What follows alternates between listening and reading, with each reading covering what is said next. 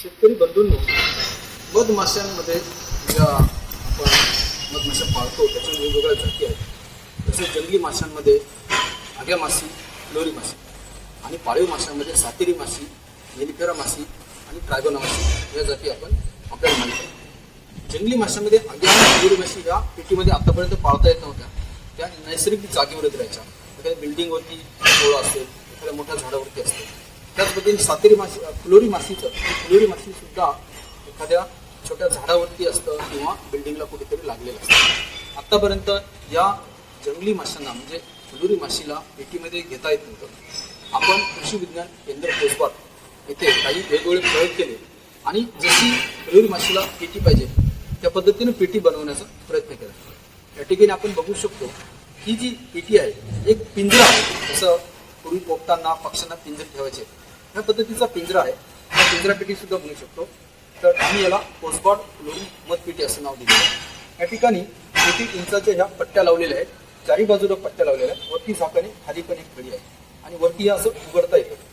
आणि या ठिकाणी आपण हे जे पोळं आपण याच्यामध्ये बसवलेलं आहे ते पोळं ठेवण्यासाठी झाकण काढलं की इथं लाकडाला हे पोळं आपल्याला हे पोळं जेव्हा आपण काढत असतो एखाद्या झाडातून त्यावेळेला पोळं ते झाडाची फांदी कापण्यापूर्वी ती दुसऱ्या काठीनं बांधायची असते किंवा ती फांदी वरच्या झाडाला बांधून टाकायची आणि फांदी कट करायची.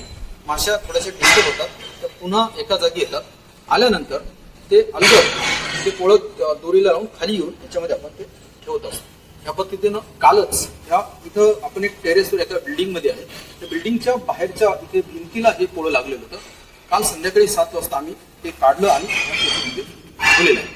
आता ही पेटी उचलून आम्ही शेतामध्ये घेऊन जाणार आहोत आणि त्या ठिकाणी परागवणासाठी त्याचा उपयोग आपण करणार आहोत. शेतकरी हे पेटी असल्यामुळं वेगवेगळ्या ठिकाणी वेगवेगळ्या शेतामध्ये जिथं परागीभवनाची आवश्यकता आहे त्या ठिकाणी ते नेऊ शकतात. चांगलं परागीभवन झाल्यामुळं शेताचं उत्पादन वाढणार आहे. ही पेटी शेतकरी घरच्या घरी सुद्धा बनवू शकतात. एवढी सिंपल आहे.